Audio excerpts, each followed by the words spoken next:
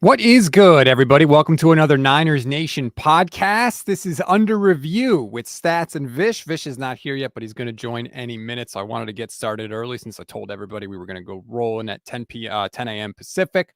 So he'll join in a minute. We are going to break down everything that happened yesterday with the Niners and the Kansas City Chiefs. And my God, was it a lot? And there's a lot to break down offensively, defensively. We've got Niner players for the second straight week calling out the team, including George Kittle himself for the second straight week, which we're going to play for you. We're going to get rolling. We want to take your questions and your comments as well. Please, we want this to be as interactive as possible. It's part of the reason we're doing it live. So if you have a question, throw it in, and we will get to as many as possible. Before we get rolling here, I want to remind everybody, please rate, review, and follow the Niners Nation Podcast Network. Follow us here on YouTube as well. We always say, if you take the time to leave a review, we will read it on the show. This one comes from Ninerman41, 5 stars. Love the Monday show. Stats, you absolutely outkicked your coverage on this one. I thought you and Vish were great together, a perfect balance of passion and facts. You combine great analysis with objectivity and are the perfect complement to each other. Sorry, Levin, your Niners Nation lineup is complete. Thank you very much. We do appreciate that. I do love the lineup here as it's starting to form up here in season number 2 for me. So we're happy that we are starting to get the team together. Shout out. Let's get to some of the comments here. Caesar on the YouTube page. Thanks, Rob, for always keeping it real. Gabe watching on Facebook. Was Kittle calling out Kyle or Jimmy or both? We're going to get to that as soon as Vish hops in here. Nick watching on the YouTube page says, I have too much East Coast anger. That might be true. But look, what else am I supposed to feel today, right? What else am I supposed to feel when this team gets absolutely dog-walked by the Kansas City Chiefs and Andy Reid? Am I supposed to be happy about that? Am I supposed to be smiling afterwards? Of course I'm going to be angry. You're not angry? After watching what we saw, you're not angry. You're not angry watching the team go inside the Chiefs' 30-yard line on every single drive in the first half, and yet they walk away with 13 points. You're happy with that? Like, come on, man. Sorry if you think I'm too mean, but that's just the way it is. It's my natural reaction. Here's more from Nick. Can we start positive? Christian McCaffrey, how do you feel about him this week against the Rams? No, we can't start positive. The team just lost 44-23, man. If you want me to be positive, like, this ain't the week. This ain't the week, all right? Bernie watching on the Facebook page. They need to use this anger and play harder on offense and keep the defense off the field. Look, and we're going to get into this once Vish joins. He gets stuck in a work meeting. We all know what that's like. But the offense and the defense were bad. And yeah, the defense was bad.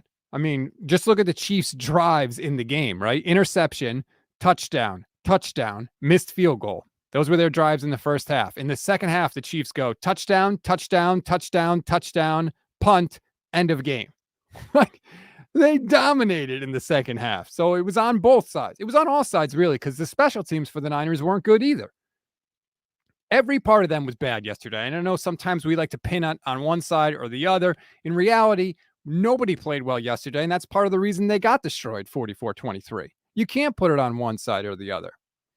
Pizza Party watching on the YouTube page. So glad we traded our draft for another running back. Our greatest need met.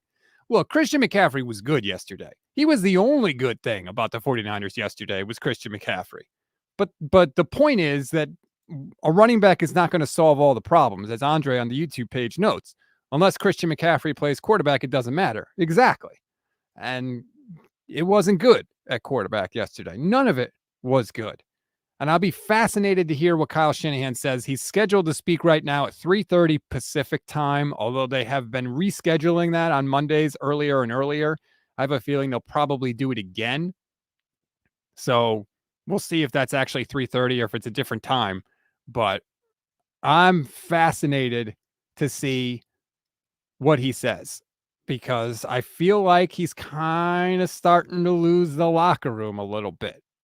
Some of those comments post-game really made me stop and think and kind of like take a step back and say, wait a minute here. Maybe things are not all hunky-dory. This is year 6 of Kyle Shanahan. It's not year 1 or year 2. It's a lot harder to keep a team in a locker room together when you are losing games in year 6 than it is early on.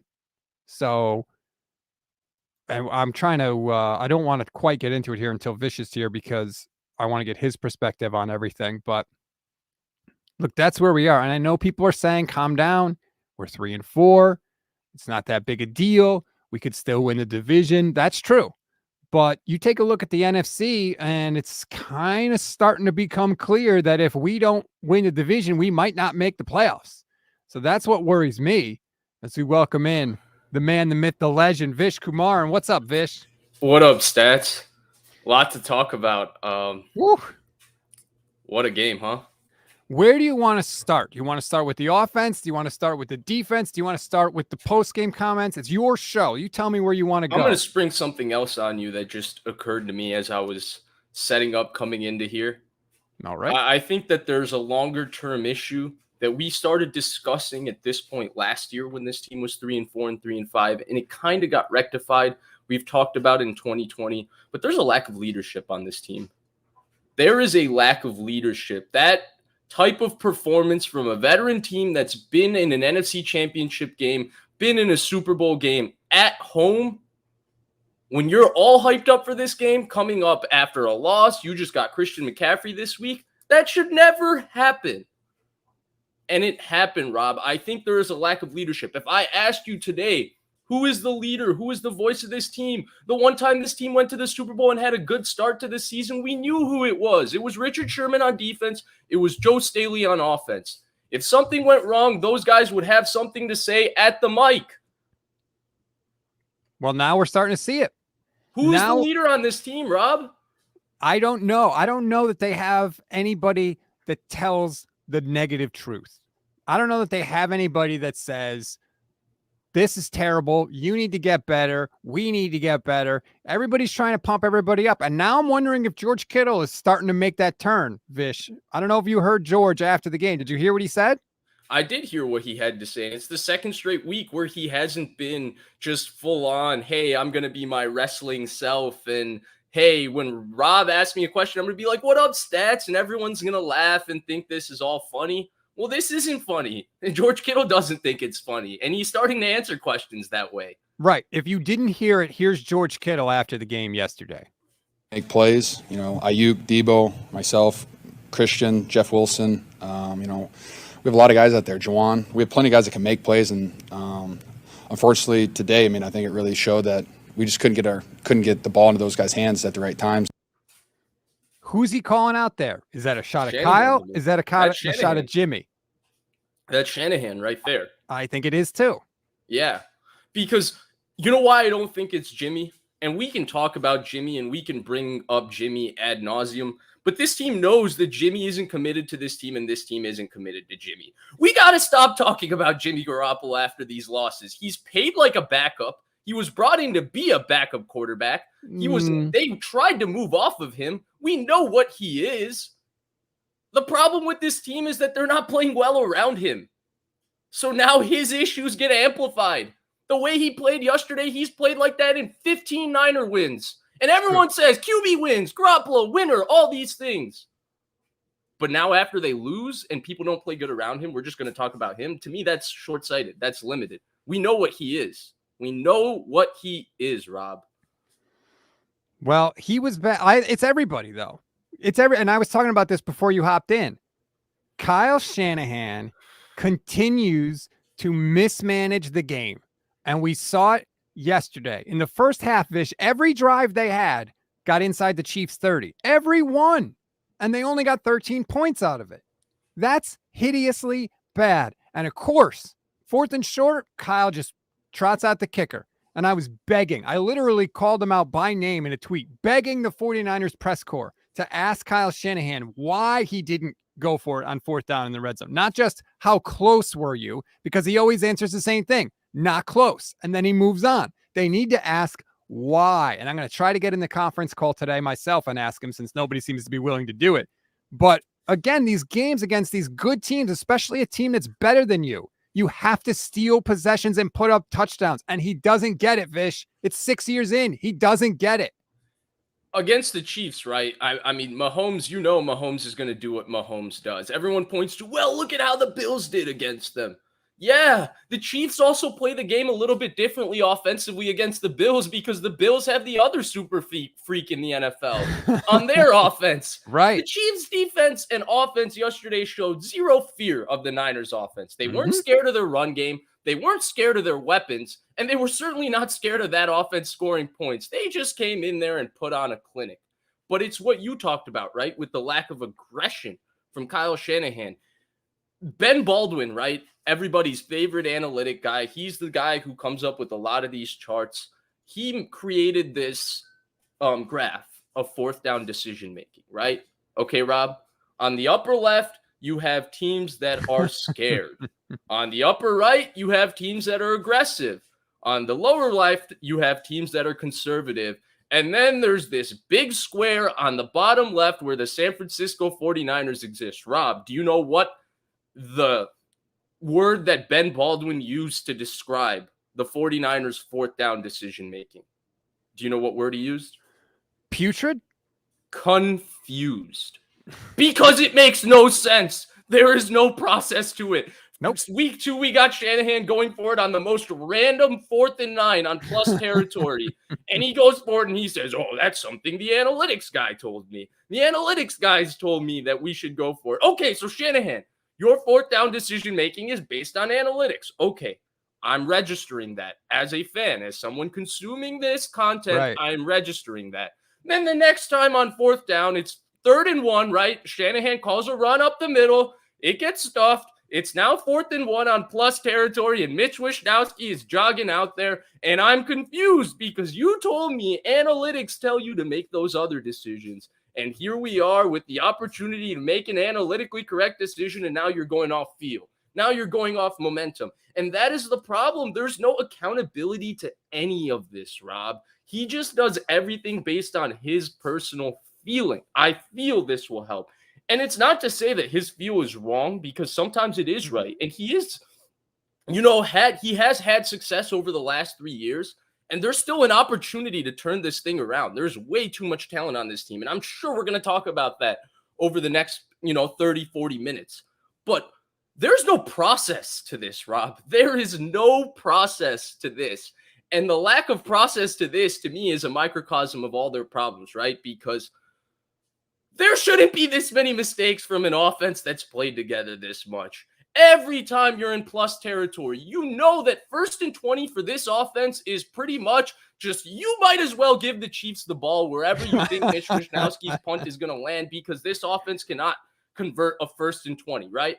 And of course, every time you get to plus territory, holding penalty right then and there in field goal range. Quarterback takes a really stupid sack on 3rd down.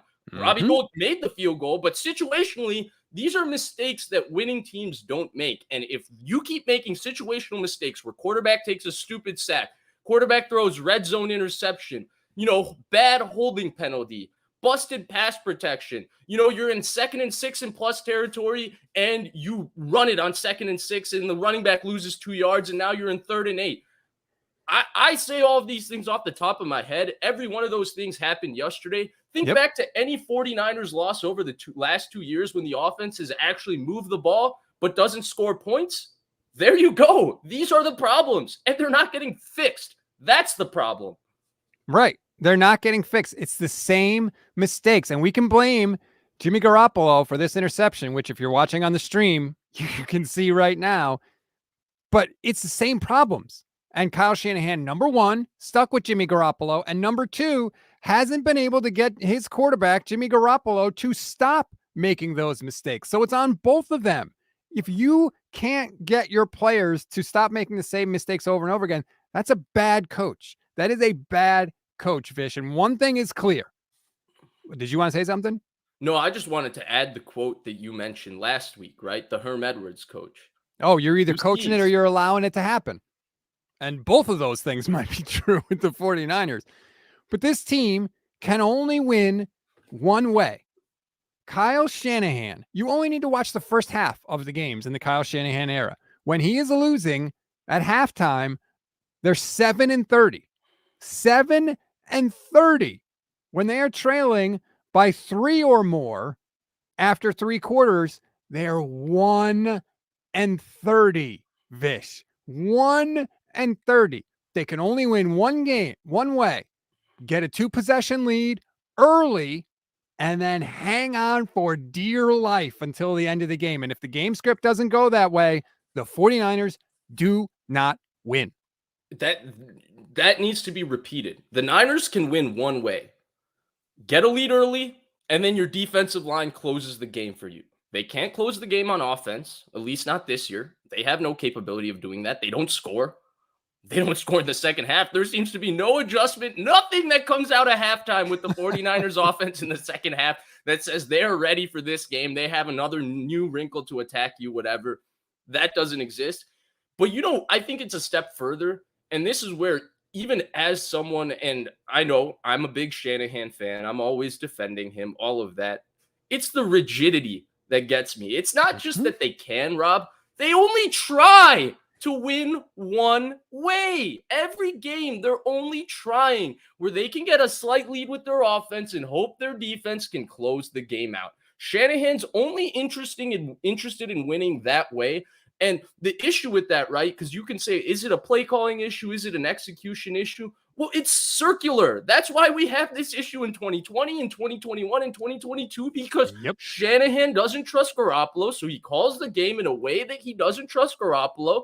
And Garoppolo doesn't give Shanahan any reason to make sure that he trusts him. He does too many stupid things. So Shanahan always feels like he's managing Garoppolo. I mean, here we go. 5-step drop out of your end zone. It's 3rd and 8. Look, Trent Williams got whooped by Frank Clark on this. Yeah, play. he did. Yeah, okay, he got whooped. But Rob, this dude has played in the NFL for 8 years. 8 years. Madden awareness rating, you can't be this 0. bad. It's pathetic. It's pathetic when they get backed up. And by the way, why were they backed up? Because Ray McLeod had a good return that got called back due to a holding penalty. That's why they were backed up that close to the end zone to begin with. It's just bad. It goes to coaching. It has to, because like you said, the same mistakes have been happening over and over and over again. 10 penalties yesterday, Vish. At some point, Rob, I don't know any other way than to be critical of Shanahan, because I'm someone that's given him the Garoppolo excuse. Like, I see it. I see you can't trust your quarterback. That's why you have to call this game this way, and that means that's the only way you can win. But Rob, at this point, he's just got to trust the quarterback. He's got to let him go. And you if have Garoppolo to do something different. If he loses these games, that is fine. But you're losing anyway. Working. Yeah. You're losing anyway. I agree. Like, you can say till the cows come home, well, Jimmy can't do it. He can't do it. I know he can. Whatever, man. This isn't working either. And like, honestly, you would think that, okay, you don't want to change. But then, like last week against the Falcons, you're down 14. There's 10 minutes left. You get the ball you have to adjust. You're already losing, right? Your way has already shown that it is failing. So why not adjust? And they don't. And look, Bernie on the Facebook page, you can't let Jimmy go full on Jimmy, though. Yeah. Why not? Why not? When this isn't working, what's the difference? I just think it's crazy to keep doing the same thing over and over again and expect a different result. Yeah, it felt like yesterday the game just got away from them. It looked like they weren't even prepared for the game that happened yesterday. And that's part of the problem to me, right? It feels like every game Shanahan has a feel, and he has a specific way he thinks the game should go. Yep. And the game's never going the way he thinks it goes, right? Like the Bears game. Let's go through it. Week 1, the Bears game, right? Shanahan said, I thought we could just control the game. It was just going to be about who ran the ball more, whatever. Next thing you know, Justin Fields makes a couple of plays, and Shanahan's just standing on the sideline shocked. Then he comes to the presser and says, hey, the game got away from us. We weren't expecting it. We thought that this would be that. Well, you thought wrong. Then you go the next week into Seattle. They obliterate Seattle. They play according to the 49ers script. That was, to quote Kyle Juszczyk, Niners football. Then you get into the Denver game, right? It's Niners football. It's back and forth. It's defense. But your quarterback, of course, makes the stupid mistakes. Okay, so the quarterback made stupid mistakes, but Shanahan swore that if you just ran the ball against Denver, then everything would be okay, right? So then you go to this Atlanta game, or the Carolina game. Garoppolo plays great in the Carolina game. It's sunshines, daisies. Everybody thinks the Niners are back, blah, blah, blah. And you go into Carolina, and Carolina more or less waxed them. It was a close football game in that second quarter, but more or less, Atlanta. Atlanta. Atlanta was up by 2 touchdowns for a majority of that game. They controlled time of possession, And, Shanahan said, well, I thought we had a chance. And then Mariota had that run. And then that just changed everything. Once Mariota had that run, no coach, no team in the history of football can come back. That's what Shanahan said. It's over. But and I'm being, obtuse and crass right now. But the reason is because at some point, it feels like this team is not being realistic on what's going on. And I think that's the problem, right? And I said it yesterday, right? Like, they believe they're drinking their own Kool-Aid. They know they're a Super Bowl roster. They heard everybody say they're a Super Bowl roster, but you're not a Super Bowl team. What you played yesterday was a Super Bowl team, and they whooped you on offense, they whooped you on defense, and they whooped you on special teams. It was not just Mahomes took over. It was a full on, we kicked your butt on the offensive line of scrimmage. We kicked your butt on the defensive line of scrimmage. We kicked your butt coaching. You had no answer for us defensively or offensively. We kicked your butt across the board. That was just a tick, tick, tick, tick, tick, just straight up ass beating. Dominic, on the Facebook page, you both must be watching a different game. You're terrible at this. What did you see, Dominic? Did you see a dominant offensive performance by the 49ers? Did you see a special teams that was covering kicks and performing well? Like, I don't know what game you saw, but this is what happened out there. These are the facts, and they are not in dispute. The Chiefs whooped the 49ers, and it's just so undisciplined, Vish. Perfect example. This game at halftime was not out of control. It was 14-13 Chiefs at halftime, and you're like, all right, even though they screwed up the end of the first half, still, it was what it was. 1-point game. And how do the 49ers start the second half? 49-yard kickoff return they give up, and Juwan Jennings comes when the play is over, and shoves the returner out of bounds to add 15 yards more to the return. 3 plays later, the Chiefs were in the end zone, and then guess what? All of a sudden, boom, the 49ers are out of their offense. Like 21-13, and the Niners start to panic. It's just undisciplined play. Every time there was a good play for the 49ers, it was a holding penalty that brought it back. It was just bad everywhere. And it keeps happening with this team. And so I don't want to hear that they're a Super Bowl team. You know what they are, Vish? They're frauds. The 49ers are frauds right now. Who have they beaten this year? Their best win is against the Seahawks, who we still think maybe they're good, maybe they're not, right? They beat the Rams. Great. The Rams are a tire fire right now. They beat the Panthers. I know the Panthers just beat the Bucks, but that says more about the Bucks to me than anything. Who have they lost to? The Falcons, the Bears. Seattle doesn't even really count because they played a different Seattle team week 1 than Seattle is today. Seattle is leaps and bounds better because they're playing so many young players. And you can see, right, that let me give you an example of kind of where Seattle is. They're nowhere near as good as this team, but when you have a young team and they start getting confidence because they're finally starting to win, and then they obliterate a team that, for example, the 2011 49ers, right? They obliterated Tampa Bay. That was their kind of coming out party. Now, the 2011 49ers are way, way, way better than the Seattle Seahawks. The only reason I brought them up is to bring an example that is comfortable for all of us to talk about because we remember the 2011 49ers. And they had a coming out party, right, against Tampa Bay. They whooped them. I think it was 48-3. And you saw the confidence grow in so many players because they finally believe that they're starting to win. To me, Seattle, Pete Carroll, they have a little bit of a belief and a confidence that's growing week to week as Geno keeps playing better, as the defense keeps playing better, and those 2 young tackles keep playing better. So when they play in Seattle later in the season, it's going to be a completely different game. Playing in Seattle is a tough matchup in general, let alone the fact that, you're going to be playing in Seattle against a different team. I don't know if I would say that's a quality win. Let me ask you this. 49ers fall behind.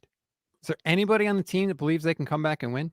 Is there anybody, especially with what we've just pointed out, that Kyle Shanahan is 1-30 when they trail by 3 or more going into the fourth quarter? Do you think they can come back and win? I don't think they think it. Because they're not sure who to go through, right? Last year it was obvious.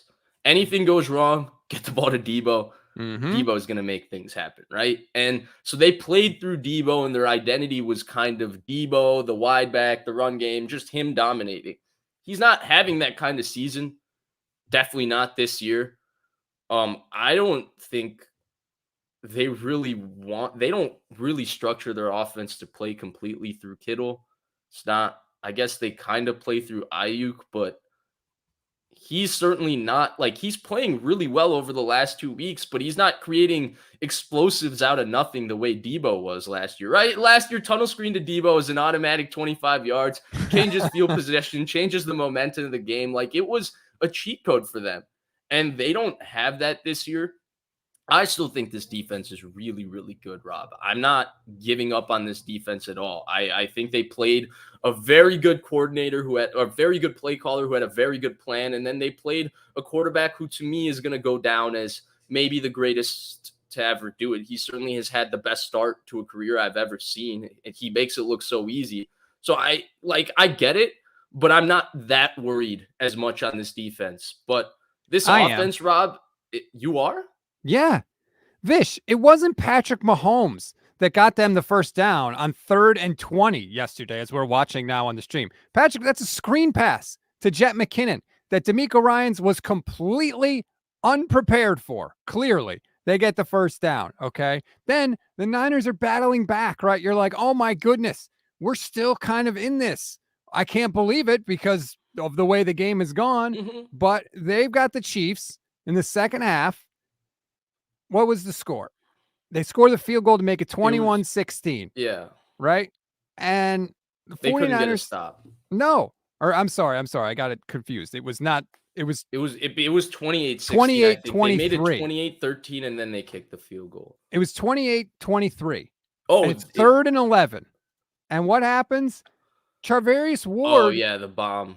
I don't know if he thought he had safety help or what, but he is flat-footed. And Marquez Valdez-Scantling runs right past him for a 57-yard gain. MVS only runs one route, Vish. The only thing he does is go deep. I don't know what the hell Charvarius Ward was thinking. So he usually plays press, right? And he usually plays press and he plays in phase.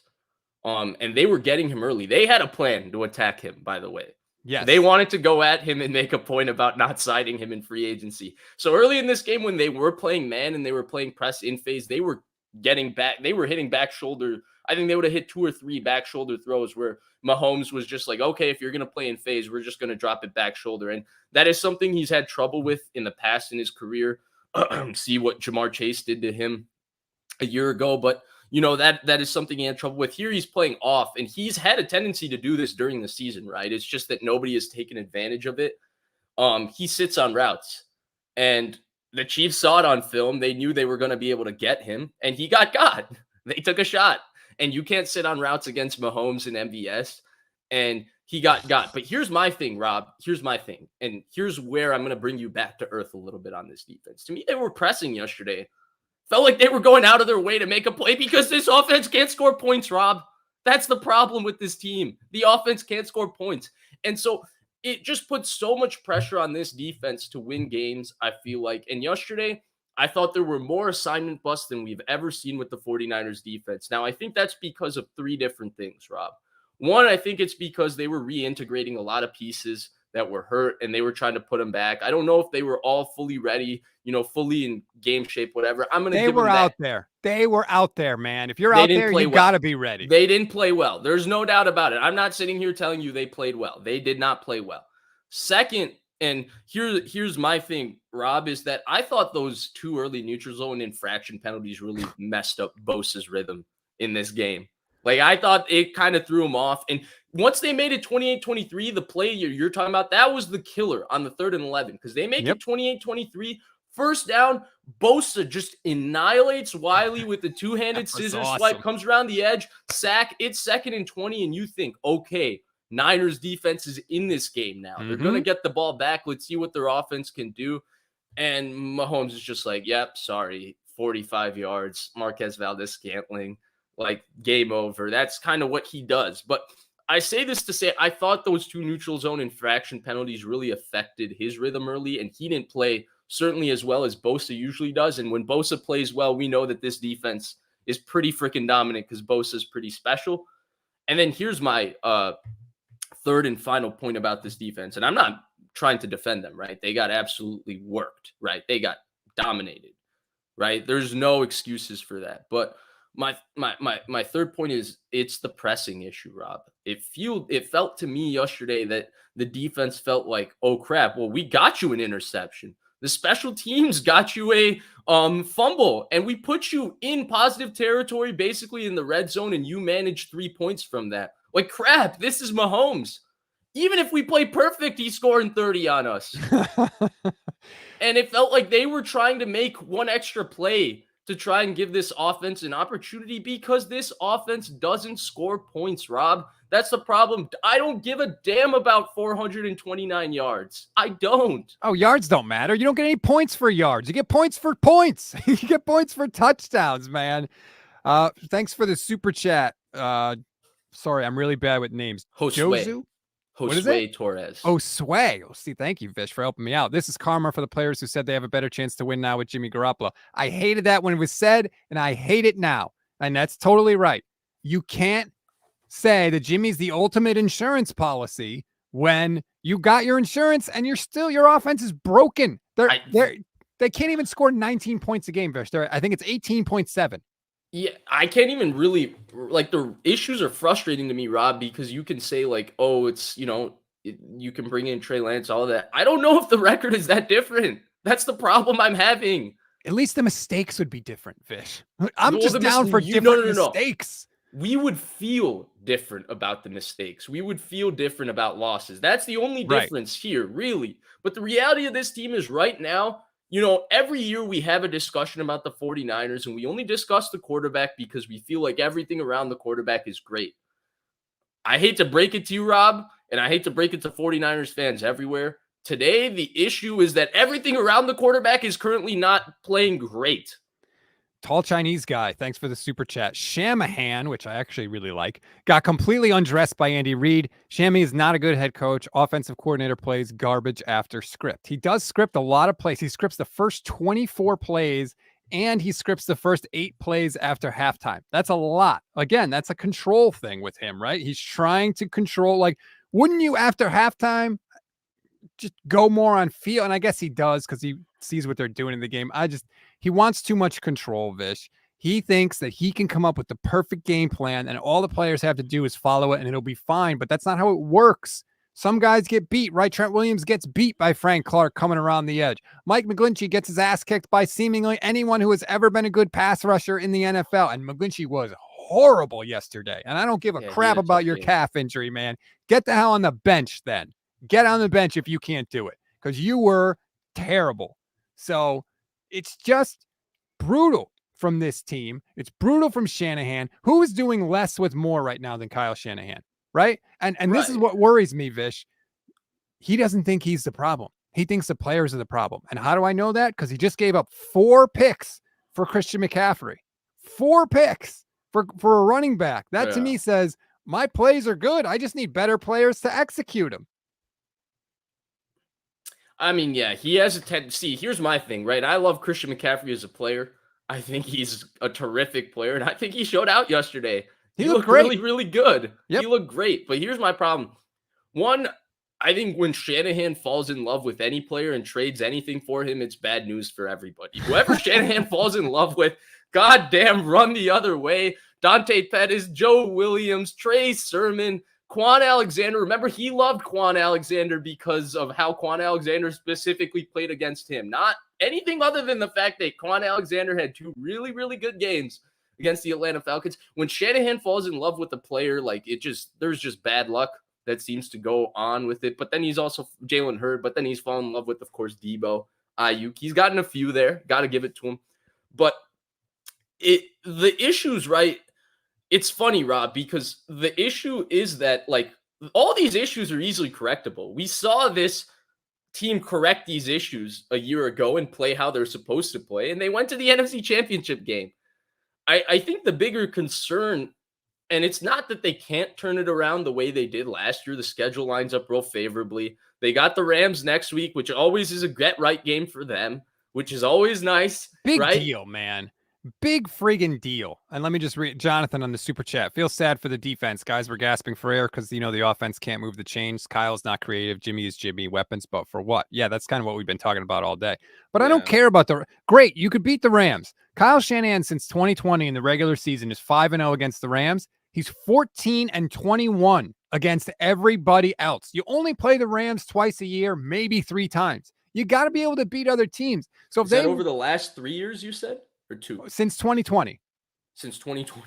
Yeah. Man, that's tough too, because 2020 means, in that 14-21, he was 1-3 versus the worst NFC East, which was the worst division we've seen since the Seahawks won the NFC West in 2010. Right. And then last year, right? Some of those losses. Great. You can beat the Rams, Kyle. Awesome. Am I going to think that everything is fixed with this team if they beat the Rams next week? No, absolutely not. If anything, it just says that for Kyle, this is a good matchup for Kyle and he can do it. But you only play the Rams twice a year, man. You got to be able to beat the other teams. Yeah, and to me, that matchup is more about personnel anyway. The Niners' size gives the Rams a lot of issues because they're not a big team. It doesn't tell me a lot about anything other than the Niners. When they're a bigger, more physically imposing team, their defense can really dominate. I thought it was interesting yesterday, too. Let me throw it up on the screen because I don't have the audio. Brandon Aiyuk, quote, I just feel like we have too many players that can change the game to only score 23 points. It's another player, a guy who doesn't say anything, right? Brandon Aiyuk doesn't say anything. He was frozen out of the offense, didn't say anything to the media. Everybody was attacking Jimmy Garoppolo last year. Debo came to Jimmy's defense. Kittle came to Jimmy's defense. McGlinchey came to Garoppolo's defense. He didn't say anything. Brandon Aiyuk didn't say anything. He doesn't talk at all. And now, what does he say after this game? We got too many guys to change the game to only score 23 points. I'm telling you, something stinks in that locker room right now. I appreciated him saying that, Rob, because I think a lot of people took this quote to say, oh, he's directly pointing fingers at Jimmy or Kyle. I actually didn't take this particular quote that way because he's not someone I've heard talk a lot, so I don't have a feel for how he talks in general. But because he doesn't talk a lot, I assume when he does talk, that means he's only looking to say something very authentic to what's on his head. And to me, this was just a very authentic statement from Brandon Aiyuk, a guy who had an exceptional offseason preparing himself for this season, which is a ridiculously important season for him in terms of the landscape of his career and in terms of getting a second contract.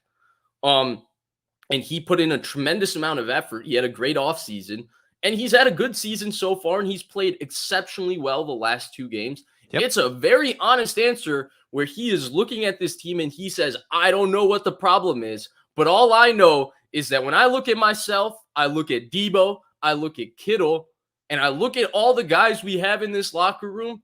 23 doesn't make sense to me. But here's my issue, Rob. It shouldn't be Brandon Aiyuk that's the one saying it. Brandon Aiyuk is not a team captain. Brandon Aiyuk doesn't have a second contract from this team. Brandon Aiyuk is still a third-year player on this team who's establishing himself as a leader. It should be Trent Williams that should be saying it. Nick Bosa that should be saying it. These are the guys that we look at and we say when the 49ers' best players, we're talking about those guys. And even Trent Williams, it's hard for him, right? Even though he got that huge contract, he wasn't drafted and brought up here. Bosa has been. He's Kittle a captain. Trent Williams is a captain. Yeah, it feels like Aiyuk is asking, what are the answers, right? But maybe Aiyuk is a leader on this team. Maybe he is the leader on this team. He's stepping up and being that guy.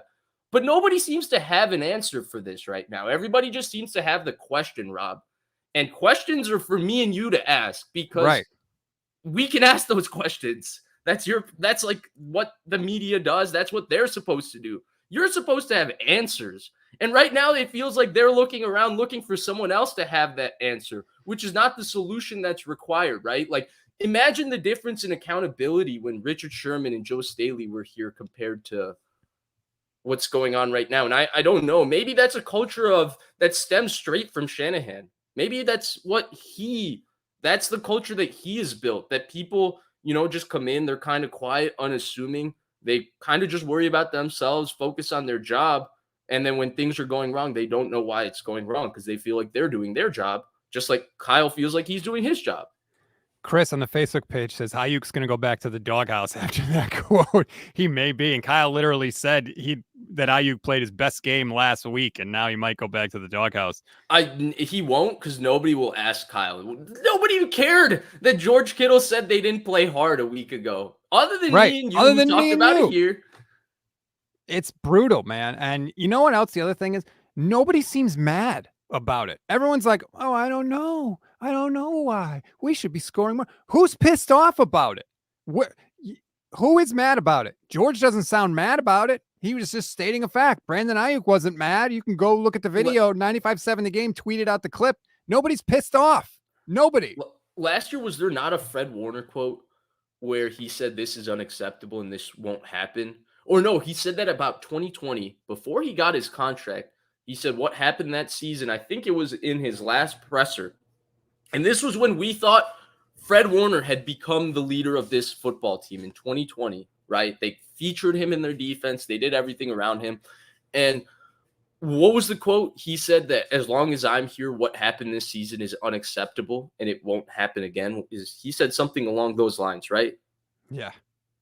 Well, but guess what? and it's easy to say it right after the season. It's way harder to say it when you're, involved with what's going on. You're getting embarrassed week to week. You're not playing as well as you have. That's where, it's like Rob, for example, for me to talk about it here, right? It's easy for me to tell you that, like, oh, you have to do this. This is how you show you're mentally tough, all of that. It's easy to just say. It's very hard to implement in that moment with all the emotions reacting and all of that. And right now, I don't think there's really a steadying presence to this team. Somebody that they can look to and gain confidence from. Somebody who's, setting a tone that this is unacceptable. This is not 49ers football, because there's way too many veterans on this team. There's way too much of an established culture. There's way too much continuity for this team to be this bad situationally. That shouldn't happen, right? Like, we watched Pittsburgh yesterday, right? Pittsburgh is navigating a situation with a young quarterback and a host of injuries on defense. That Pittsburgh team, it felt like no matter what, and they dropped so many interceptions, they made so many mistakes in that game, it felt like Tomlin was going to make sure they didn't beat themselves, no matter what, right? And Kenny Pickett ultimately gave the game away, young quarterback, all of that, but they weren't going to beat themselves around them. And that's why that game was, 16-10. Now, Miami is a much inferior opponent to Kansas City, who, to me, Kansas City and Buffalo are eons above the rest of the NFL right now. But I say all this to say where I think Shanahan's a good coach. I think Shanahan's one of the top coaches in the NFL. Why? But I Based on what? Top coaches in the NFL. I mean, based on recent success combined with the fact that I really like his offense and I really like him. But, like, what is his offense, Vish? He's been in charge of offenses for 15 years. There's 15 different offenses. He's been in the top 10 4 times. He's been in the bottom 20. Are you talking about 9 times? You're talking in about terms just of points, not yards. Who gives a shit about yards? I'm talking about points.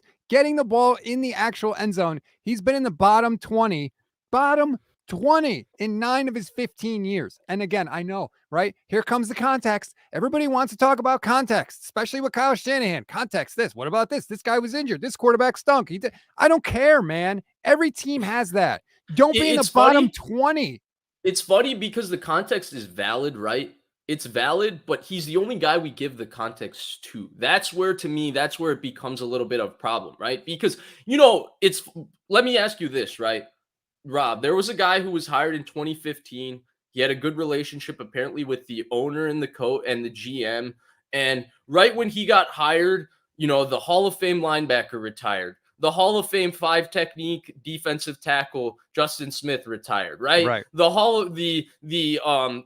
The defensive player of the year caliber linebacker is returning from a complete reconstruction of 3 of the 4 major muscles in his knee. And, the corners are brand new and starting new, right? Like, you could go down the list and give all of this context to Jim Tomsula, but the problems were clear no matter what. And it's not comparing Shanahan to Tomsula. I think Shanahan's way better than Tomsula. I'm just saying that I could provide context to even the worst example of coaching in NFL history and make you reconsider whether that guy deserved to be fired. And that's where I think that it's Bill Parcells said it best. You are what your record is. And right now, Shanahan's record is losing.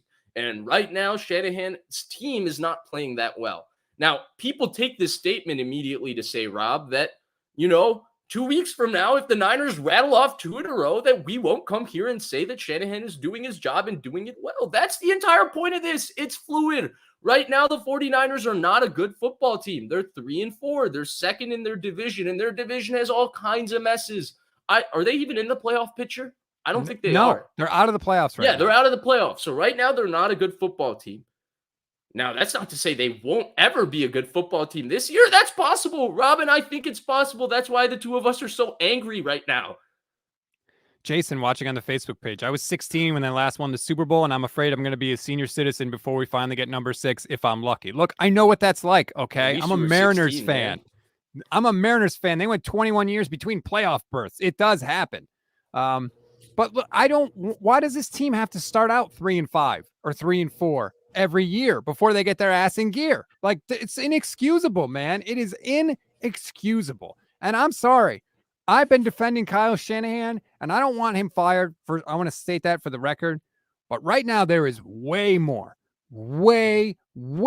evidence to say that he is Norv Turner as a head coach than there is to say he's Bill Walsh or anything close to that. He's not even George Seifert, okay? There is way more evidence to show that Kyle Shanahan is mid as a head coach than there is to show he is excellent. And that is not in dispute. Like, it is not in dispute. And if you listen to what other teams are saying about the Niners and about Kyle Shanahan, that'll tell you that. We're the only ones that think he's a good coach, or Niner fans. See, and people think that you're talking just about yesterday's game. In fact, I picked the Chiefs to win, right? So, like, I'm not shocked that the 49ers lost yesterday's game. Now, I'm shocked in the fashion they lost. I'm not shocked about that. But you're not talking about the Chiefs game.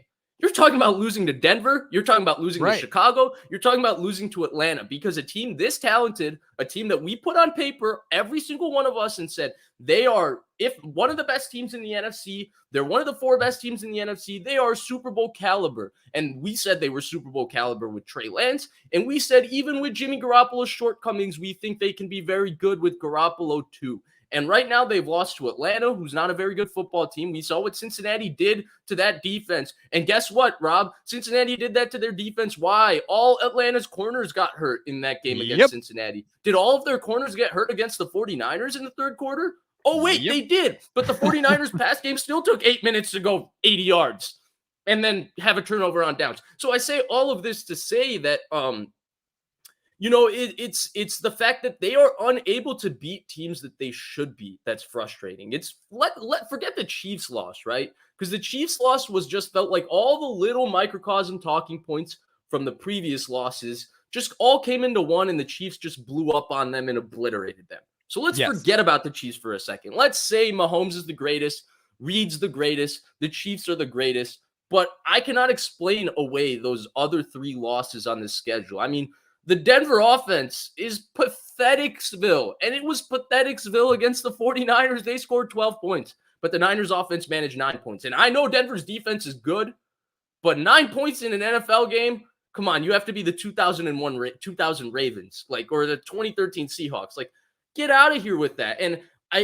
it's so frustrating. At some point, it's like, I'm so frustrated. We got to get to this comment. Yeah. CJ on the YouTube page. There are things on film that show Kyle calls good plays and gets good people, and they're open, where the QB screws it up along with other execution issues. Guess what, CJ? If you are a head coach and you can't get your quarterback and your players to go to the right spot with the football when they're supposed to do it, you're not a good coach. It's 6 years in this system for Jimmy Garoppolo. If Kyle Shanahan cannot get Jimmy Garoppolo to throw the ball to a wide open Jeff Wilson, and I'll show it again on that interception right before halftime. If you're watching, let's talk about this play right now, Rob. Can you go through it real slow? Maybe. I'll see if I can figure that out. Okay, so I mean, right now, if you go through this play right here, can you just pause it at the snap, if possible? Yeah. So right here at the snap, right? So basically, this is cover 0. You got 0, right? Right. So it's there. The Chiefs are technically, they send 7 on 5. So the quarterback knows he's hot, okay? Because when you're accounting for the protection, the Chiefs put 7 guys on the line of scrimmage, and the Mike linebackers, or not the Mike linebacker, the Will linebacker is the one guy that you're not accounting for because you think he might have the back. So you think he has the back. He doesn't actually pick up the back. Either way, you know it's a 0 blitz. And look, I don't know what the call was, what the projection was, right? Or what they were doing. Right now, they have 2 in-breaking routes, and Garoppolo, the throw, it goes to McLeod. But to me, he's actually trying to throw this corner route to Kittle because he said he was after the game. An in-breaking route. He's trying to throw the corner route to Kittle. In my history of watching football versus 0 coverage, I've never seen a quarterback try to throw a corner route. Usually you're hot. And again, I don't know what the hot is. I don't know the play call, but typically when you're hot versus 0 coverage, the running back on the choice route, just the way the route distribution happened, is typically the hot.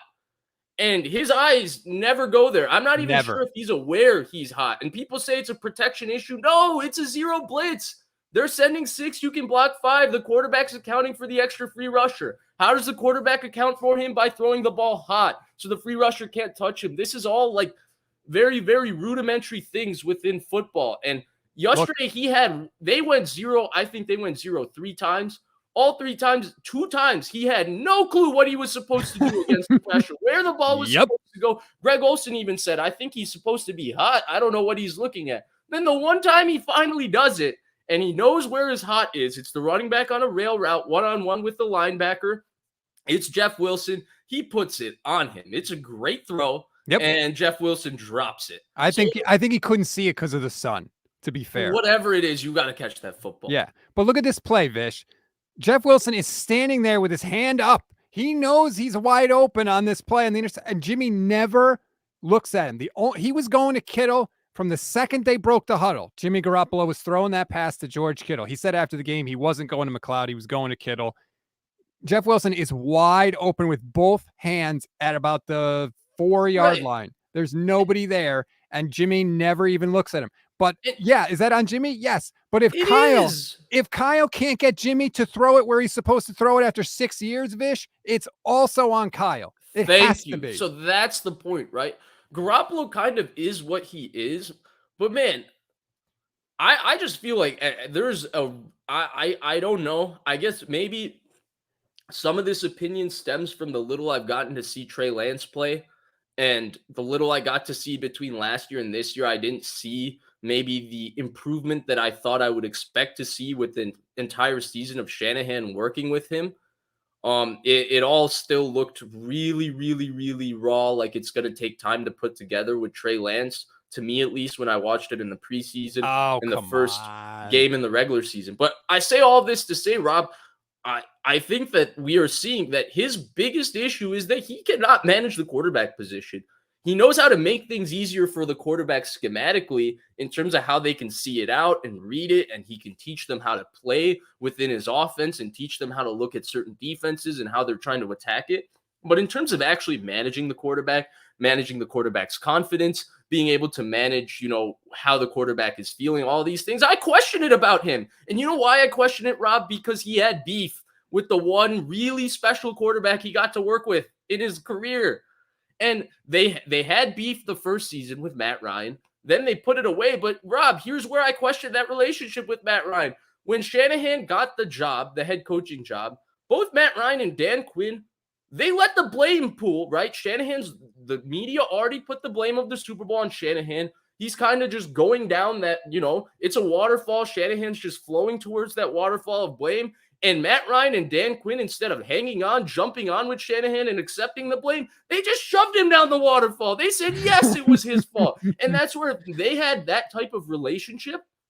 I don't think Matt Ryan would have done that, because Matt Ryan, by all accounts, is just the most stand-up professional, come in, day in, day out. All the quarterback cliches can be used to describe Matt Ryan. So I think the biggest issue for him right now, and I know you brought it up on your post game, and I hate bringing it up every time they beat the Chiefs, but God, every time I watch that quarterback play, I think how nice it would be to be a fan of the team that has Patrick Mahomes. And Yep. whatever reason, they didn't scout him. And people think, well, nobody thought he was going. Well, that's Shanahan's job. It's Shanahan's job to know the things nobody thinks that people are doing. There's a reason Mel Kiper's employed by ESPN and not employed by a team, because what he gives you on the draft is his opinion, but nobody looks at his opinion in the league and says, because Mel Kiper says that, that's the truth. They form their own evaluations throughout the process. That's why Sean Payton thought Patrick Mahomes was the best player in the draft.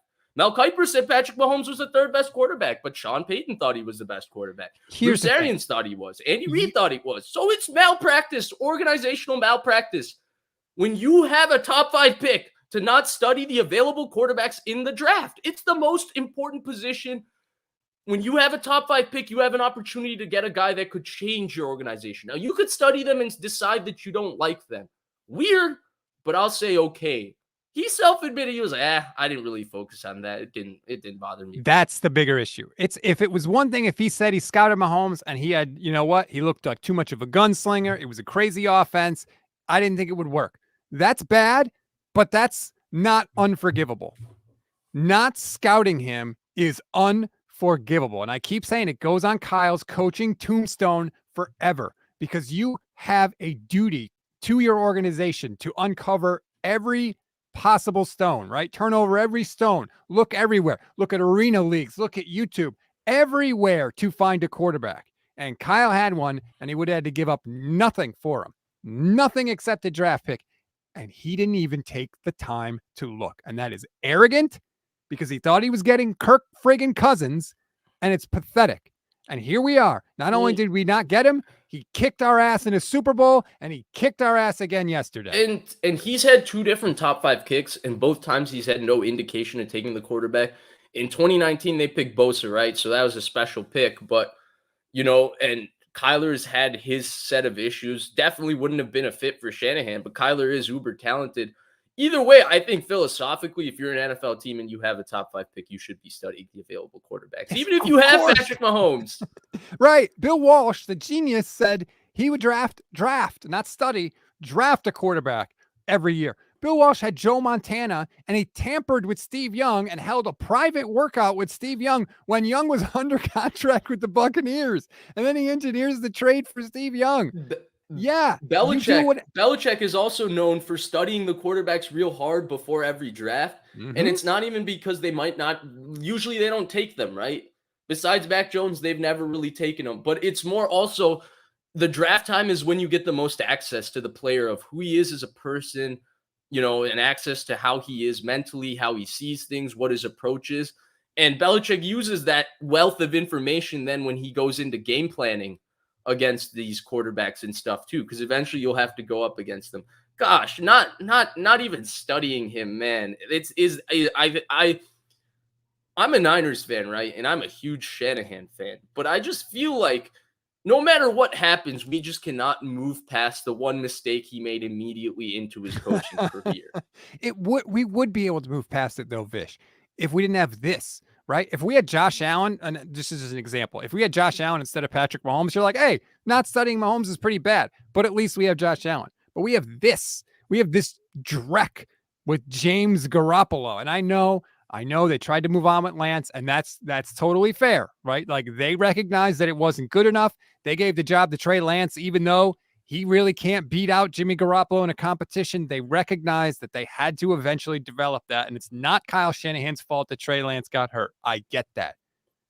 But this is who's here now. And you can't live in a world of who you should have had as a coach or who you might have had. You have to live with who you do have. And here's the truth. No, I don't like this conversation, to be honest with you, Rob. I hate to interrupt you, but I don't like this conversation because I got to ask you a question. Sure. Do you think any of this changes with Trey Lance under center? 100%. 100%. What do you think looks different about this offense? Well, first of all, Trey Lance is not going to take 2 friggin' safeties. He's not going to run out of the back of the end zone. I guarantee you that.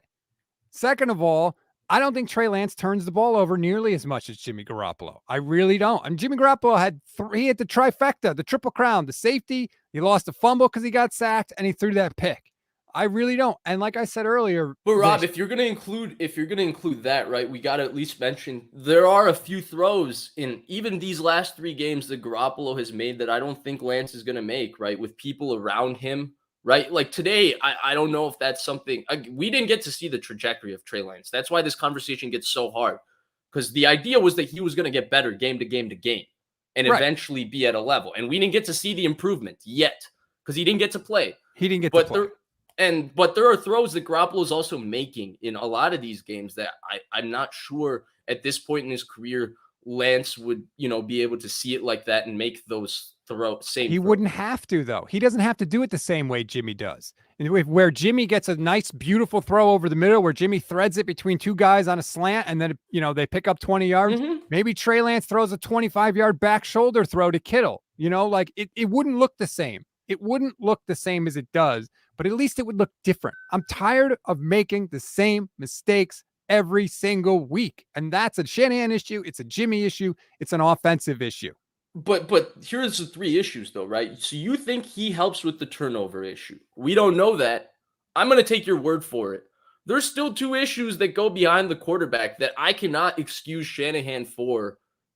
And it's the repetitive holding penalties. Yeah, absolutely. I do think that things would look, I don't know how different things would look in terms of record, but I do think the feeling would be a lot different if Trey Lance is out there improving, getting better. And it's like every game, there's a couple more plays that get you excited. Absolutely, the feeling would be different. But here's the thing, Rob.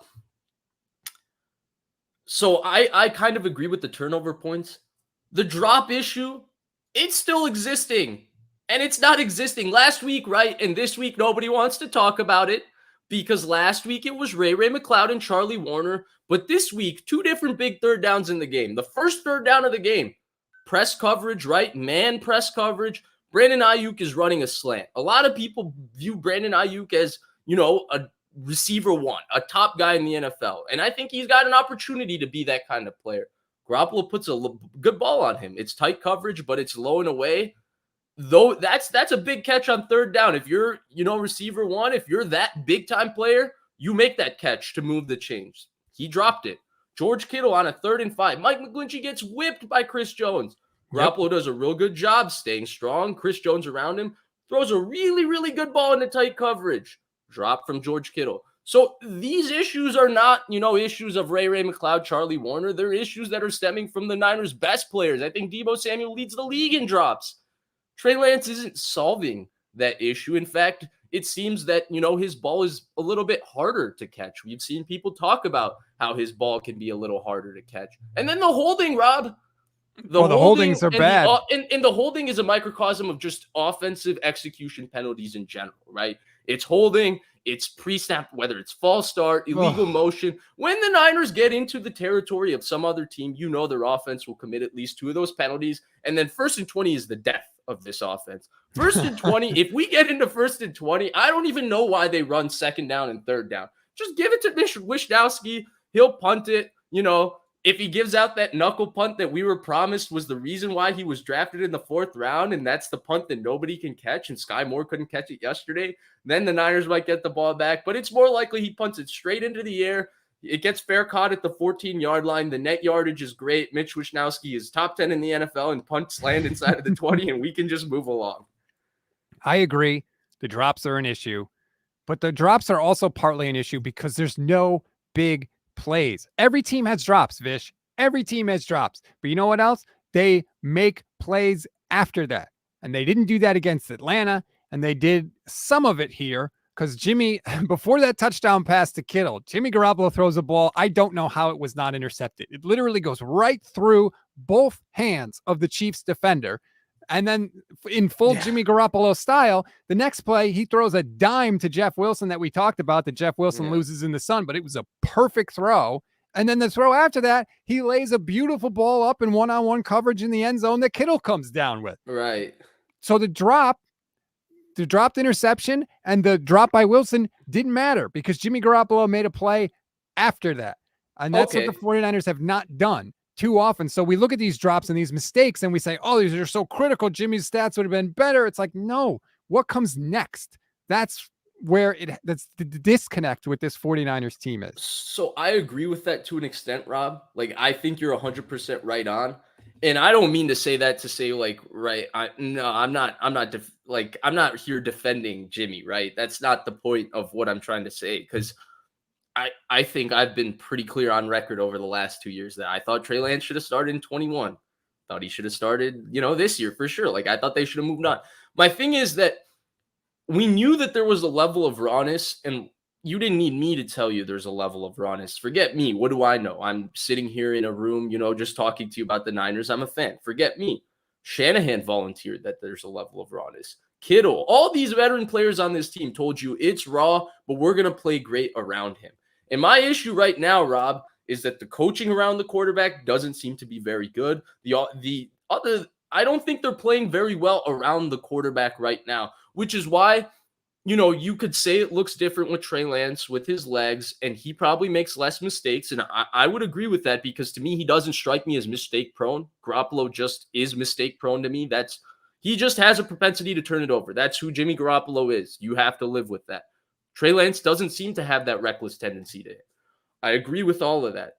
But to me, they're just not playing well around the quarterback, where I feel like we would be looking at this situation and saying, well, damn, we thought Trey Lance, we knew you were raw, Trey Lance. We thought they would be playing great around you. Sorry, they're not playing great around you right now. They're scoring 18 points a game. You're telling me Trey Lance couldn't do that? I'm pretty sure he could have. And they got to get better. They have to get better. And this is the last topic, because I need to go, believe it or not. But they're 3-4 right now. They got the Rams coming up next week. They have to beat the Rams. They have to. And this is a situation with this team where their back is always against the wall. They have to beat the Rams. They need that conference win. They need the win in the division, Vish. Like, it's week 8 and the season's on the line. Yeah, isn't it great that they're playing the Rams? I wouldn't even be confident if they were playing the Lions next week, because I wouldn't be confident. But they're playing the Rams. That's their get-right team. That's the team that whenever things are going wrong in the 49ers season, they go beat the Rams and everybody thinks they're back because they do it in convincing fashion. They did it, even in 2020. Everyone was counting them out when they were losing to the NFC East with Nick Mullins. Deebo Samuel has a 10-catch, 100-something yard game against the Rams. Next thing you know, the Niners are back. And then I think they blew a game in Washington immediately after that against Washington in Arizona. That sounds like the 49ers. Sorry, the Colts just benched Matt Ryan. Speaking of Matt Ryan. They benched him? Yeah. Sam Ellinger's going to start. Irsay's done. It's over for all of them. Kyle Shanahan's trying to engineer a trade for Matt Ryan right now. It's funny because I've been watching a lot of the Colts, unfortunately, over the last 2 weeks. And I'm under the impression, like, dang, Matt Ryan's managing a pretty crappy offensive line and a lack of skill position weapons, like, okay, especially with where he is physically. Because Matt Ryan I didn't think he would be diminished goods, but he's big time diminished goods right now. He's just physically, he's not the same player. But either way, not to go on that tangent, Rob, what were we talking about? Must win next week. Oh, yeah, the game next week, right? But at least they got the Rams. I do think they will beat the Rams in convincing fashion. I think the Rams are an absolute mess at the moment in terms of all the issues they have with their football team. But like you mentioned at the top of the show, I don't think beating the Rams anymore is an indicator to me, of where the 49ers are. Like, they emotionally play that game a little bit different, and they're always ready to play that game. But they don't feel like they're ready to play against any other team in the NFL to me. No, they're not. And that much is clear. They just are not ready. And maybe they get it into gear, maybe, but all these games count. And through 7 games so far this season, 49ers look like absolute frauds. And Can I ask you a question? Yeah. Before we go. So to me, one of the things that's best to look at, right? Teams can get hot, but usually consistency gives you an best indication of what a team is, right? Like the Jim Harbaugh team in 2012, they consistently won 2 in a row, but they could never win 3 in a row. And that bit them in the ass in the Super Bowl because they won 2 in a row and they came and wet the bed against the Ravens, right? That was their MO consistently. Whatever reason, it was that way. I look at the 49ers, right? And I'm looking for an emblem of consistency, right? And I kind of thought that was the defense, and then the defense was horrible yesterday. Now, I still think it is the defense. But when I ask you, right, because I think in 2020, if you asked me this question at 3-4, and you asked me what is consistent about the 49ers offense, I would have given you one answer: Deebo Samuel. And that answer was very powerful in terms of the entire scope of the 2021 season, right? Because he kind of put them on his back. What is that answer, Rob? Because I don't know where it is today. What is the one consistent emblem when I look at the Niners offense and say, well, all they got to do is go back to that, and that will work for them. And then once they do that, they'll start to get confidence and they'll find their flow. That's the problem, Vish. They're always trying to go back to something. They're always trying to stop doing the same things you've always done. Do something new. That's the problem. Everybody knows what you're going to do. Everybody knows, especially you get down in the scoring area. You're going to run the ball on first down. Then you're going to try and throw a screen pass on second down. And if it's third and short, you're either going to run it or you're going to throw a slant pass. That's what you're going to do. Why? Because that's what you always do. And until they figure out that they have to show something that they have never shown before, this is what we're going to get. Because you talked about what's consistent about the offense. Mistakes. Mistakes are the only thing that's consistent with this team right now. Yeah. Big Dez. Yeah. The only thing consistent is Jimmy throwing at least 2 crazy passes a game. That's a no-brainer. Yeah, that happens. And I don't want to be this angry and this negative all the time. I don't. Yesterday was my wife and my son's birthday. I want to be happy. Happy birthday. Pissed off all day yesterday. I probably ruined it for them. This is what this team does to me, man. There's no other way to feel after that game yesterday than like this. I'm sorry. And if you think I'm crazy, whatever, look, go read Matt Mayoko. Go read the team website if you want champagne and strawberries. I got nothing for you. I don't get the fan who wants exactly that though right now, right? Like you thought that, I think all of us thought this was a Super Bowl caliber roster. And I think we all think it still is. 3-4 is not a good expectation for this team. No. Especially given who they played, Rob. That's my biggest sticking point. Because the Chiefs are the only team that they've played that I said, yep, mark it down as a loss. That did not feel like a good matchup. Terrible. Terrible, terrible, terrible. They lost 3 out of their last 5. They got to turn it around. Otherwise, well, this is going to be a lost year, and who knows where they go next year now with no picks until round 3. Do you think they win next week, real quick? No. I'm not picking them to win again until they actually do. That's where I am right now. I'll pick them to win next week. They're going to get right against the Rams like they always do. Maybe. Or maybe not. Maybe they'll actually lose against the Rams. Like, it's not a given. Right? It's not a given. You can't just say you chalk that up as a win. That's the problem with this damn team. Too many times you think, oh, that's a win, and it's not. It's not a win. They could lose against anybody, and they've proven that. And they'll probably prove it again next week. All right, that's going to do it for this edition of the show. Please rate, review, and follow the Niners Nation Podcast Network. We always appreciate your reviews. We are the fastest growing Niners podcast on the planet, and that is due to you and your support. So thank you, thank you, thank you, everybody. We really appreciate it. Vish, I want to talk to you about happy things. Maybe next week we could talk about happy things. Can we try? We will. We're going to get a Victory Monday in here, Rob. I know for sure we're going to get a Victory Monday. And then when you rant real positively, because I've heard you rant real positively, it'll be nice too. Because we've had kind of a growing audience here together. This is the second time we're doing this. Third time if you include the one kind of experimental show we did before that on my channel. Yep. But yeah, I think a lot of people are waiting for your rant of positivity. I personally like your rants in general. I told you, you're my favorite content creator. So well, thank you. I'd love to bring out the positive rants, man. I would love it. Trust me. I'm ready. I'm willing. Hopefully we can. We're going to be doing this live show every Monday at 10 a.m. Pacific time. So please join us. Niners Nation Twitter, Niners Nation Facebook, Niners Nation YouTube, my Twitch page at Stats on Fire. I know you're going to take some of the best parts and put it on your YouTube channel, also Vish. So we're everywhere for you. And hopefully next week we can be happy after a 49ers win.